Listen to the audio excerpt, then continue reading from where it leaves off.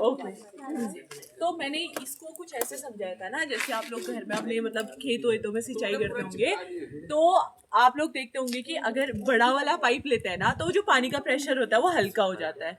वैसे याद रखो कि अगर जो पाइप का साइज है यानी जो आपका वेसल्स है वो अगर डायलेट हो गया, उसका साइज बढ़ गया तो ब्लड प्रेशर कम हो जाएगा। और अगर जैसे छोटा सा आप पाइप से सिंचाई करते हो, देखना पानी का प्रेशर कितना तेज आता है उस पाइप में। उससे याद रखो कि अगर जो वेसल्स है वो कॉन्स्ट्रिक्ट होगी, उसका साइज छोटा होगा तो ब्लड का प्रेशर ज्यादा होगा। ये चीज समझ आई सबको? ठीक है। तो अब देखो, अब क्या होता है कि ये जो ब्लड वेसल्स है हमारी, ठीक है, इसमें छोटे छोटे से सेल्स होते हैं। इनको हम कहते हैं इंडोथीलियल सेल। इनको कहते हैं एंडोथीलियल सेल। ठीक है, एंडोथीलियल सेल। ये सेल नाइट्रस ऑक्साइड, ठीक है, NO नाइट्रस ऑक्साइड इसको रिलीज करेंगे। नाइट्रस ऑक्साइड जैसे ही आएगा ये तुम्हारी ब्लड वेसल्स को डायलेट करते हैं। समझ आया? मैंने कहा ब्लड वेसल्स है, इसके अंदर छोटी छोटी से सेल्स हैं, उन सेल्स को कहते हैं, क्या कहते हैं? Endothelial cell. ये सेल क्या करेंगे, इससे क्या रिलीज होता है? Nitrous oxide. तो नाइट्रस ऑक्साइड जैसे ही रिलीज होगा वो क्या कर देगा? ब्लड वेसल्स को डायलेट कर देगा, यानी वैसो डायलेशन कर देगा। अगर वैसो डायलेशन हो गया तो बताओ क्या होगा? ब्लड प्रेशर कम हो जाएगा। तो इसी वजह से ब्लड प्रेशर को ये क्या कर देते हैं? कम कर देते हैं। तो एसिटाइलकोलिन आएगा। एसिटाइलकोलिन जो ब्लड वेसल्स है उसमें एंडोथीलियल सेल से नाइट्रस ऑक्साइड के रिलीज को बढ़ा देगा। नाइट्रस ऑक्साइड निकलेगा और ब्लड को डायलेट, वेसल्स को डायलेट कर देगा, और जिसकी वजह से जो ब्लड प्रेशर है वो कम हो जाएगा।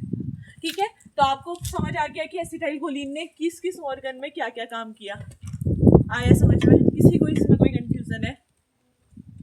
और बाकी जो M4 और M5 होता है इसका कुछ उतना ज़्यादा रोल है नहीं, और ये नॉर्मली हमारे ब्रेन में प्रेजेंट होता है, इतना याद रखो। ठीक है, मेन ये तीन ही होते हैं। इसके अलावा देखो एक और चीज़ पे तो कर रहा था, ये मायोसिस पे तो कर रहा था, भूल गए? एसिटाइलकोलिन क्या कर रहा था? मायोसिस कर रहा था। तो वो देखो जो स्मूथ मसल्स होती है ना, स्मूथ मसल जो आई की सर्कुलर मसल होती है, जो हमारे आई की सर्कुलर मसल्स होती है, ये भी तो क्या हुई? स्मूथ मसल ही हुई। स्मूथ मसल्स को क्या कर रहा है? कॉन्स्ट्रिक्ट कर रहा है। तो कॉन्स्ट्रिक्ट होने की वजह से क्या हो जाएगा? ये छोटा हो जाएगा। तो कितना इजी है। तो ये क्या कर रहा है? मायोसिस तभी होगा। अब अगर कोई बोलेगा एसिटाइलकोलिन से क्या क्या होता है तो तुम ये सब बता दोगे, विथ रिसेप्टर बता दोगे कि ये रिसेप्टर पे एक्ट करके इसने ये किया। ठीक है, इसमें किसी को कंफ्यूजन नहीं? ये बोलो है?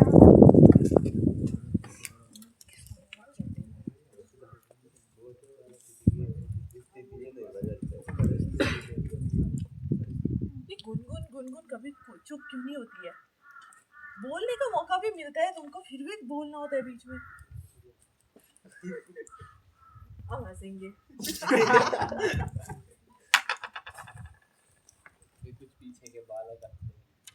चलो, ये हो गया मस्कैरिनिक की बात। दूसरा होता है निकोटिनिक रिसेप्टर। उसमें दो होते हैं, NM और NN। तो जो स्केलेटल मसल है, स्केलेटल मसल, मैंने हाथ में पेन पकड़ी है, मैं लिख पा रही हूँ, मैं हाथ उठा पा रही हूँ, नीचे कर पा रही हूँ, जो भी अपने हाथों का मूवमेंट कर रही हूँ, अपने पैर का मूवमेंट कर रही हूँ, मेरे जितने भी स्केलेटल मसल है सब मेरे कंट्रोल में है, और वो कॉन्स्ट्रिक्शन कर देगा। देखो कॉन्स्ट्रिक्शन मतलब जैसे अगर अभी जैसे मेरा अभी रिलैक्स है, थोड़ी कॉन्स्ट्रिक्ट हुआ तो मैंने हाथ उठा पाई, ठीक है, ये नॉर्मल कंडीशन है। एसिटाइलकोलिन इसमें तो हेल्प कर ही रहा है। लेकिन सोचो अगर एसिटाइलकोलिन बहुत ज़्यादा आ जाए तो क्या होगा? कॉन्स्ट्रिक्शन ज़्यादा हो जाएगा। तो हाथ क्या होंगे? कॉन्स्ट्रिक्ट मतलब काइंड ऑफ अकड़ना ही तो हुआ, तो मेरे हाथ अकड़ जाएंगे, तो अकड़ने की वजह से क्या हो सकता है? पैरालिसिस भी हो सकता है। ठीक है, तो नॉर्मली याद रखो, नॉर्मल कंडीशन में है एसिटाइलकोलिन स्केलेटल मसल्स में कॉन्स्ट्रिक्शन कर रहा है, और NN ये ब्रेन में है, तो ये ब्रेन के लिए रिस्पॉन्सिबल है। और ब्रेन में मैंने क्या बोला है? एसिटाइलकोलिन किसके लिए रिस्पॉन्सिबल होता है? मेमोरी के लिए। मेमोरी। अगर हमारी बॉडी में एसिटाइलकोलिन है तो हमारी मेमोरी अच्छी है, हम याद कर पा रहे हैं, आप लोगों को मैं पहचान पा रही हूँ, आप लोग मुझे पहचान पा रहे हो, आप लोग अपने फैमिली वालों को पहचान पा रहे हो, just because of this acetylcholine. ठीक है। तो अब इसका सारा काम समझ आ गया, कैसे ये बना, कैसे ये निकला, कैसे ये रिसेप्टर पे एक्ट करके इसने इतने सारे काम कर दिए, ये सबको समझ आया।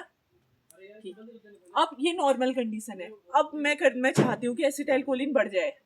चलो बढ़ाते हैं एसिटाइलकोलिन को, ठीक है, देखते हैं क्या होता है। आज एसिटाइलकोलिन को बढ़ाते हैं, कैसे बढ़ेगा बताओ, कैसे बढ़ सकता है एसिटाइलकोलिन? हम प्रैक्टिकली बात करेंगे, हम थ्योरेटिकली में जाएंगे ही नहीं। बताओ। टेस्ट है तो सबका ध्यान थोड़ा हो जाएगा। नहीं वो चीज ठीक है, मैं कह रही हूँ वो वहां तो हम बाद में जाएंगे क्या करना है, पहले यहाँ इसको बढ़ाना कैसे है, बोलो कैसे बढ़ेगा ये इधर।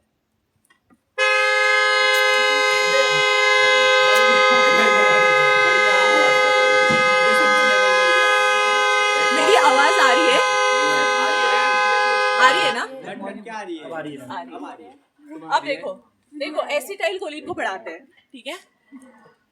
बढ़ाने से पहले एक और चीज ध्यान रखो कि अब ये नॉर्मल कंडीशन है और नॉर्मली हमारी बॉडी में ना एक एंजाइम भी प्रेजेंट होता है, जिस एंजाइम को क्या कहते हैं, कोलिन एस्ट्रेज। इस एंजाइम को कहते हैं कोलिन एस्ट्रेज, ठीक है। ये क्या करेगा, जो एसिटाइलकोलिन है ना इसको ब्रेक करते रहेगा, ये बनते रह रहा है, अपने रिसेप्टर पे बाइंड कर रहा है, जो ज्यादा है वो इसको ये ब्रेक कर दे रहा है, ठीक है। मतलब उसका बैलेंस बनाए रखा हुआ है हमारे बॉडी में। तो ब्रेक करके क्या बनाता है ये, कोलिन और एसीटेट, यही होता था, कोलिन और एसीटेट बना देता था इसको तोड़ के। तो अब ये इससे कुछ असर नहीं होता एसिटाइलकोलिन वाला, और ये जो कोलिन है ये वापस से इसका रीअपटेक हो जाता है और दोबारा से एसिटाइलकोलिन बनाने में हेल्पफुल होता है, ठीक है। अभी तो आवाज आ रही होगी, दूर है वो ना। तो जो ये एसिटाइलकोलिन है, इसका ब्रेकडाउन कौन कर रहा है, कोलिन एस्ट्रेज एंजाइम कर रहा है, और इसको ब्रेक करके क्या बना दे रहा है, कोलिन और एसीटेट बना दे रहा है, और इस कोलिन का रीअपटेक हो जा रहा है दोबारा से, और यही कोलिन फिर एसिटाइलकोलिन एंजाइम ए के साथ मिलकर एसिटाइलकोलिन बना रहा है। ये पूरी साइकिल नॉर्मली चलती है। अच्छा अब सोचो क्या हो अगर ये वाला एंजाइम को हम किल कर दें, ठीक है, ये वाला एंजाइम अगर ना रहे तो क्या होगा, एसिटाइलकोलिन का ब्रेकडाउन होगा तो एसिटाइलकोलिन बढ़ जाएगा। ये रीजन हो सकता है एक बढ़ने का। और क्या रीजन हो सकता है, यहाँ पर को बहुत ज्यादा प्रोड्यूस हो रहा है, और यहाँ से बहुत ज्यादा रिलीज हो रहा है। जो इसके अंदर स्टोर है ना, ये स्टोर से मतलब जब जरूरत होती है तभी निकलता है, अगर जरूरत नहीं है तो इसी के अंदर स्टोर रहेगा वो। क्या हो अगर ये स्टोर से बहुत ज्यादा निकलने लग जाए, तब भी तो बढ़ जाएगा ना। तो दो कंडीशन हो सकती है, या तो कोलिन एस्ट्रेज इनहिबिट हो गया तो इसकी वजह से एसिटाइलकोलिन बढ़ जाएगा, या फिर ये जो वेसिकल्स है इससे बहुत ज्यादा एसिटाइलकोलिन का रिलीज होगा, या बहुत ज्यादा वो निकलेगा, तो इसकी वजह से क्या होगा, यहाँ पर को एसिटाइलकोलिन बढ़ सकता है। आप रीजंस बताओ मुझे। जैसे मैंने कहा आप लोगों को एक ब्लैक विडो स्पाइडर की कहानी बताई थी मैंने, किसकी कहानी बताई थी, कितने पैर होते हैं, चलो ये स्टाइलिश वाला वो है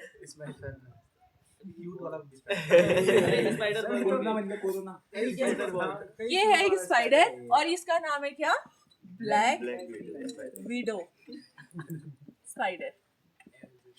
जब ये स्पाइडर काटेगा तो ये क्या कर देगा, यहाँ से एसिटाइलकोलिन के रिलीज को बहुत ज्यादा बढ़ा देगा, बर्स्ट रिलीज करा देगा एसिटाइलकोलिन का, ठीक है। तो इधर क्या हो जाएगा, एसिटाइलकोलिन बढ़ जाएगा, पहला केस। दूसरा मैंने बोला था कि कोई बेचारा किसान खेतों में खेती कर रहा है, फर्टिलाइजर्स वगैरह यूज कर रहा है, कि गलती की वजह से वो क्या कहते हैं, वो इंसेक्टिसाइड जो फर्टिलाइजर्स वगैरह है उसका कंजप्शन हो गया, वो ले लिया उसने, अपने इनहेल कर दिया या फिर गलती से खा लिया, तो उस केस में। और बेगॉन वगैरह जो होते हैं, या फिर आप लोग क्या कहते हो, नवान कहते हो ना, और सल्फास, ठीक है। ये जो भी है, मतलब मैं कह रही हूँ, मैं लिख रही हूँ इधर देखो, इंसेक्टिसाइड लिख रही हूँ, ठीक है, इंसेक्टिसाइड्स लिख रही हूँ, इसमें कुछ भी ले लो, इसमें आप लोग बेगॉन ले लो, मतलब जो कॉकरोच वगैरह मारते हैं ना, कीड़े वीड़े मारते हैं, बगडॉन करके आता था वो हो गया, या फिर फर्टिलाइजर्स ले लो, ठीक है, फर्टिलाइजर्स ले लो, इन सारे को एक ही कैटेगरी में ले लो, तो ये सारे आएंगे और ये क्या कर देते हैं, ये जो कोलिन एस्ट्रेज एंजाइम है इसको इनहिबिट कर देंगे। कोलिन एस्ट्रेज इनहिबिट हो गया तो एसिटाइलकोलिन का लेवल बढ़ जाएगा। मैंने क्या क्या रीजन बोले? ब्लैक विडो की वजह से एसिटाइलकोलिन का रिलीज बढ़ जाएगा, या फिर ये जो इंसेक्टिसाइड वाली कैटेगरी है ये कोलिन एस्ट्रेज एंजाइम को इनिबिट कर देगा, इसकी वजह से एसिटाइलकोलिन बढ़ जाएगा। इसके अलावा और मैंने क्या बताया था? मशरूम की पॉइजनिंग हो गई तभी एसिटाइलकोलिन का रिलीज बढ़ जाएगा। ठीक है, तो इस केस में क्या हो गया? एसिटाइलकोलिन बढ़ गया। अब देखते हैं क्या करेगा वो बढ़ के। ठीक है, अब बढ़ा वो और ज्यादा मस्कैरिनिक रिसेप्टर पे आया। अब M1 में आएगा तो क्या कर देगा? बहुत ज्यादा एसिड का रिलीज कर देगा। तो किसके चांसेस हो सकते हैं? अल्सर के, पेप्टिक अल्सर लिख लो। किसके चांसेस हो सकते हैं? पेप्टिक अल्सर, बहुत ज्यादा एसिड का रिलीज करा देगा। अच्छा, हिस्टामिन है, तो हिस्टामिन क्या करता है? काइंड ऑफ जो तुम्हारी ब्रोंकाई होती है ना, इसको कॉन्स्ट्रिक्ट भी कर देगा। ठीक है, एलर्जी टाइप्स कर देता है। तो हिस्टामिन की वजह से भी जो है अस्थमा और ज्यादा बिगड़ जाएगा। अगर किसी को अस्थमा है और उसका हिस्टामिन और ज्यादा रिलीज हो गया तो उसकी वजह से क्या होगा? जो अस्थमा है वो और ज्यादा बढ़ जाता है। ठीक है, क्यों? क्योंकि वो क्या करता है? एक तो तुम्हारे ब्रोंकाई जो होती है, ठीक है, जो सपोज ये तुम्हारी ब्रोंकाई है, ये नॉर्मल साइज है। ठीक है, नॉर्मल है, प्रॉपर हमारी एयर आ जा रही है, बढ़िया है इसमें। ठीक है, अब क्या है कि अगर ये ब्रोंकाई तुम्हारी पतली हो गई, ये जो ब्रोंकाई है ये कॉन्स्ट्रिक्ट हो गई, तो एयर जितनी आ पा रही थी अब उतनी आ पाएगी? कम हो जाएगा, मतलब सफोकेशन होगी, इरिटेशन होगी हम लोगों को। और अगर ये ब्रोंकाई बड़ी हो जाए, डायलेट हो जाए, तो क्या हो जाएगा? आराम होगा, मतलब सांस वास लेने में इजी होगा। दूसरा, जो ब्रोंकाई होती है ना, इसमें जो छोटे छोटे सेल्स होते हैं, देखो ये जो छोटे छोटे सेल्स होते हैं, इस सेल से क्या रिलीज होता है? म्यूकस। म्यूकस जानते हो क्या होता है? म्यूकस को हिंदी में क्या कहते हैं? बलगम। बलगम जो बनता है, तो ये सेल्स होती है, ये सेल क्या करती है? म्यूकस निकालती है, म्यूकस प्रोड्यूस करती है और म्यूकस का रिलीज करती है नॉर्मली। अब देखो ऑलरेडी तुम्हारा ब्रोंकाई छोटा हो गया है, ठीक है, हिस्टामिन की वजह से ये जो म्यूकस है बहुत ज्यादा बन रहा है। तो अब क्या होगा? देखो ब्रोंकाई एक तो छोटी हो गई, ऊपर से म्यूकस ज्यादा बन के इधर पर को जमा हो गया, ये पूरा म्यूकस जमा हो गया। अब ये इतनी सी जगह रही, अब सांस लेने में दिक्कत होगी नहीं होगी अस्थमा वाले को? तो यही चीज होती है यहाँ। ठीक है, अब देखो M1 में तो इसने दिक्कत करी दी, M1 इसके अलावा ब्रेन में भी होता है। ठीक है, M1 इसके अलावा कहाँ होता है? ब्रेन में भी होता है, और ब्रेन में है यानी तुम्हारी जो मेमोरी होगी वो क्या हो जाएगी? लॉस हो जाएगी। मतलब तुम भूलने लग जाओगे अपने दोस्तों को, कभी कभी याद आएगा, कभी कभी भूल जाओगे, ये चीज हो जाएगा। ठीक है, तो इस वाली कंडीशन को, जो मेमोरी लॉस वाली कंडीशन होती है, इसको क्या कहते हैं? एल्जाइमर कहते हैं। क्या कहते हैं?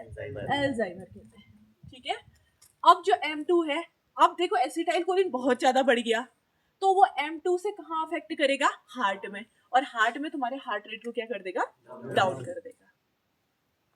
ठीक है, ये हो गया। अब M3 है, अब M3 में सोचो पहले से मतलब सलाइवेशन हो रहा है और ज्यादा एसिटाइलकोलिन आ गया तो क्या होगा? लार की गंगा बह जाएगी। ठीक है, एक्सेसिव सैलिवेशन हो जाएगा, बहुत ज्यादा स्वेटिंग आएगी, पसीना होगा पेशेंट को, और उसकी आंखों से आंसू आएंगे। ठीक है, ये चीजें और ज्यादा बढ़ जाएंगी। उसके अलावा स्मूथ मसल है, ठीक है, पहले तो कॉन्स्ट्रिक्ट हो ही रहा था, अब एसिटाइलकोलिन और ज्यादा आ गया भर भर के, और ज्यादा कॉन्स्ट्रिक्ट करेगा तो क्या हो जाएगा? डायरिया हो जाएगा, खतरनाक वाला, और डायरिया की वजह से, फ्लूइड लॉस की वजह से पेशेंट डेथ भी हो सकती है। इसके अलावा यूरिनेशन, पैंट गीला, पहलाते ही पैंट गीला, ठीक है, तो यूरिनेशन हो जाएगी। ब्रोंकाई कॉन्स्ट्रिक्ट हो जाएगा, यानी सांस लेने में दिक्कत होगी, पेशेंट निपट जाएगा। तो ब्रोंको कॉन्स्ट्रिक्शन है यानी अस्थमा की कंडीशन वाले को और दिक्कत हो सकती है। मायोसिस, जो आंखों की जो सर्कुलर मसल है वो क्या हो जाएगी? कॉन्स्ट्रिक्ट हो जाएगी, तो जो प्यूपिल साइज है वो क्या हो जाएगा? छोटू सा हो जाएगा। ठीक है, ये हो गया स्मूथ मसल्स में। ब्लड वेसल में ऑलरेडी ये क्या कर रहा है? तुम्हारा नाइट्रस ऑक्साइड का रिलीज हो रहा था एसिटाइलकोलिन की वजह से, तो नाइट्रस ऑक्साइड की रिलीज की वजह से तुम्हारे क्या हो रहा था? ब्लड वेसल्स क्या हो रही थी? जल्दी बोलो, मैं पीट दूंगी। ब्लड वेसल्स कॉन्स्ट्रिक्ट होगी तो डायलेट होगी, डायलेट होने की वजह से ब्लड प्रेशर गिर रहा था, एसिटाइलकोलिन और ज्यादा आ गया, और ज़्यादा नाइट्रिक ऑक्साइड का रिलीज हो गया, और ज़्यादा जो ब्लड वेसल्स है वो क्या हो गई, डायलेट हो गई, और बीपी गिर गया, और बीपी खत्म हो जाएगा तो पेशेंट वैसे भी ठीक है, ये हो जाएगा। तो इससे तुम पता कर सकते हो एसिटाइलकोलिन ज़्यादा हो गया तो क्या हो सकता है, या इन सब की पॉइजनिंग की वजह से किस तरीके से पेशेंट मर रहा था, ये सारी चीज़ें होंगी। प्रैक्टिकल सोचो, ठीक है। अब स्केलेटल मसल में कॉन्स्ट्रिक्शन हो जाएगा, यानी पैरालिसिस के चांसेस हो सकते हैं, बॉडी अकड़ जाएगी ना, कॉन्स्ट्रिक्ट हो जाएगी एक्सेसिव, तो ये आ जाएगा, और पैरालिसिस की वजह से पैरालिसिस आ जाएगा। और ब्रेन में तो मैंने बोल ही दिया, अल्जाइमर मतलब भूलने लगोगे चीज़ें। तो अभी तुम्हें समझ आया कि एसिटाइलकोलिन क्या होता है, नॉर्मली क्या करता है, बढ़ेगा तो क्या करेगा, कर लोगे। ये डायग्राम बनाना, इसमें सब लिख लो तो बहुत इजी हो जाएगा तुम्हारे लिए, ठीक है। ये सारी चीज़ें मैंने एक साथ कराई। अब तुम्हारा आई थिंक लंच का टाइम होने वाला है। क्वांटिटी क्या होती है, एसिटाइलकोलिन नॉर्मली बॉडी के अंदर बनते रहता है, मतलब कुछ परसेंटेज जैसे मतलब इतना ऐसे परसेंटेज का तो कुछ कह नहीं सकते, लेकिन नॉर्मली क्या होता है कि बॉडी में बनते रहता है। अगर बाई चांस किसी समय ज़्यादा भी बन जाए ना, सुन लो एक बार, उसने अच्छा क्वेश्चन पूछा है, मैं कह रही हूँ एसिटाइलकोलिन नॉर्मली बॉडी में बनते रहता है, ठीक है, लेकिन अगर कभी बाई चांस से ज़्यादा भी बन जाए तो वो हमारी बॉडी क्या करेगी, उसको खुद ही कैसे मैनेज करती है वो देख लो। होम्योस्टेसिस होता है हमारी बॉडी में, तो बॉडी खुद ही मैनेज कर देती है। क्या होगा देखो, किसी वजह से अगर एसिटाइलकोलिन बढ़ गया, ठीक है, तो क्या होगा, इधर एसिटाइलकोलिन बढ़ गया तो ये मैसेज जाएगा किसको, ऑटो रिसेप्टर को, M2 को, ठीक है, M2 को वो जाएगा, M2 को ये जगा देगा कि भाई उठ जा, मैं बहुत ज्यादा बढ़ गया हूँ। तो M2 उठ जाएगा और M2 क्या कर देगा, गेट को बंद कर देगा, जिसकी वजह से एसिटाइलकोलिन अब बाहर नहीं जा पाएगा। और अब ये जो भी है, इस वाले एसिटाइलकोलिन को कोलिनेस्टरेज इनहिबिट कर देगा, तो ऑलरेडी उसका कंसंट्रेशन कम हो जाएगा, अलग से फर्दर रिलीज नहीं होगा, जितना रिलीज हुआ है उसको एसिटाइलकोलिन संभाल लेगा, एस्ट्रेज, ठीक है। इसलिए ये बहुत जरूरी होता है ये एंजाइम। अगर ये एंजाइम किल हो गया और ऑटो रिसेप्टर थोड़ा बहुत ही संभाल पाएगा, फिर ये जो होगा, फिर थोड़े बहुत साइड इफेक्ट तो तुम्हें देखने को मिलेंगे ही मिलेंगे। बाई चांस तुम्हें इनमें से कुछ चीज़ लगती है ना, जैसे होता है कभी कभी एसिड का सिक्रेशन बढ़ रहा है, वो तो नॉर्मली अगर तुम वैसे भी देखा जाए तो, लेकिन अगर जैसे कभी कभी एसिड का सिक्रेशन बढ़ रहा है, कभी इनमें से कोई हो रहा है, जैसे एक्सेसिव यूरिनेशन वगैरह हो रहा है, तुम लोगों को एक्सेसिव डायरिया हो रहा है, ठीक है, या फिर तुम्हारी जो ब्रोंकिया, तुम्हें सांस लेने में अचानक से दिक्कत होने लगी है, ये चीज़ें हुई है, तो तुम कहीं ना कहीं कोरिलेट कर सकते हो कि तुम्हारी बॉडी में जो न्यूरोट्रांसमीटर है एसिटाइलकोलिन, इसके लेवल में थोड़े से चेंजेस हो गए हैं। तो इस तरीके से तुम खुद ही पता लगा सकते हो, सिम्टम्स से पता चल जाएगा। और मेंटेन रखती है बॉडी होम्योस्टेसिस को मेंटेन करके, और ऑटो रिसेप्टर का नाम है M2, ठीक है। बस इतना ही है ये। आप कर लो लंच अपना। अच्छा फोटो खींचना,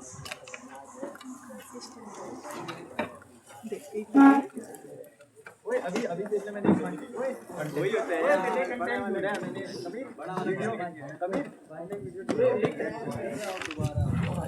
ये वाला, ये नीचे वाला ही देखना, एसिटाइलकोलिन वाले में मत देखना,